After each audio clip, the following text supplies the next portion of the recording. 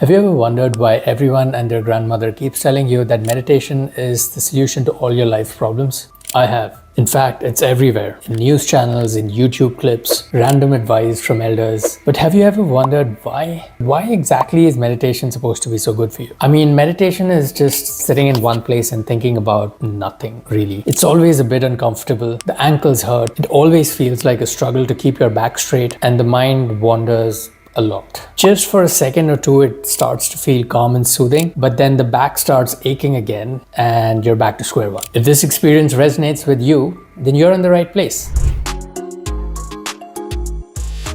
Welcome to this review of Think Like a Monk, a book that made me rethink my skepticism of sitting in one place for too long and gave me 3 good reasons to meditate. Reason number 1, the meditation practice of breathwork helps you to let go. So according to this book, the first thing that they teach you in monk school is how to breathe. When you're stressed, what changes? Your breath. When you're angry, what changes? Your breath.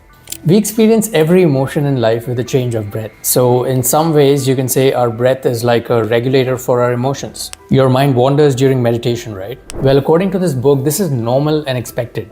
The monkey mind, as the book calls it, is showing you your unprocessed emotions. Emotions that we can very conveniently let go of by using that regulator of breathwork. Meditation with a focus on breathwork amplifies what's inside of you. The book has a very beautiful line explaining this. In getting where you want to be, meditation will show you what you don't want to see. For example, if your mind wanders to your friend's Instagram photos, you know that your mind is obscured by media, expectations, and opinions of others. If you feel scared and worried about something, you'll know that you treat fear as something to be scared of rather than a useful warning signal that we can work with and accept as a useful guide. If you're thinking bad about somebody, you know that the same negativity impacts how we see ourselves when we think about ourselves too. The book goes on to classify these mind wanderings and unprocessed emotions in 4 major groups: identity, fear, negativity, and intention. Letting go of these 4 points, whichever is applicable to you, obviously does not happen in one go, and it takes years of meditation to let go of this baggage that we have been unknowingly carrying within ourselves. Just think of meditation as mental detox without the green smoothies, but with some awkward thoughts about scratching your back. The book goes into detail about different ways of breathwork, but read the book for that. A big reason why this channel exists is to encourage people to read, so please subscribe to the channel and then go and read the book.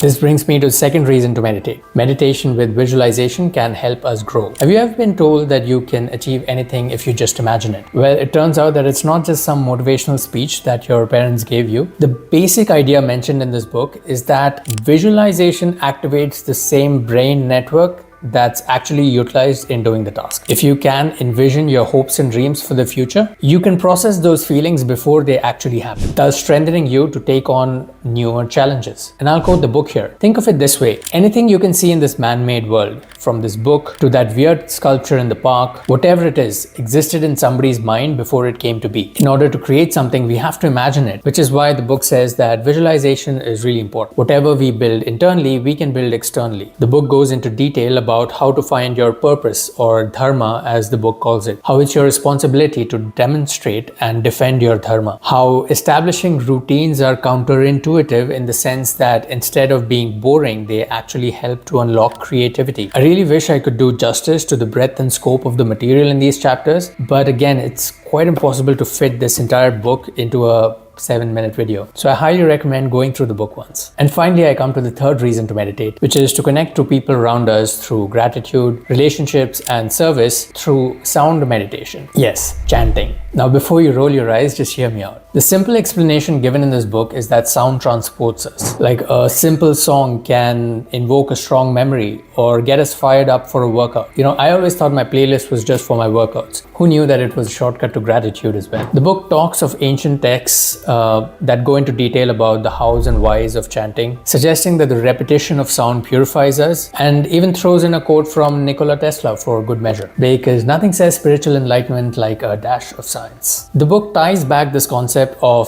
chanting to reset your vibes to the idea that living in service is the highest purpose of life. It's an interesting way to frame this concept of chanting via meditations, and I admit I couldn't really connect the dots 100% in my head, but I certainly found it interesting. I like to think about it along the lines of how slogans and catchphrases can help a concept stick in our head. In a similar way, chanting helps our mind orient ourselves towards living a life of service and gratitude towards others, if that makes any sense. So these were the 3 reasons I found to meditate in this book, Think Like a Monk: letting go, to grow, and to give. Thankfully, the book does not treat meditation as a one-stop shop solution to all your problems, and rather treats it like an important journey to go through if you want to live your best monk-like life, if you so choose to live that kind of life. So there you have it. It's a cool little book. I definitely recommend reading this one. I'll see you all in the next video. Keep reading and choose. That's bye for German, by the way. I just learned that here in Switzerland. Bye.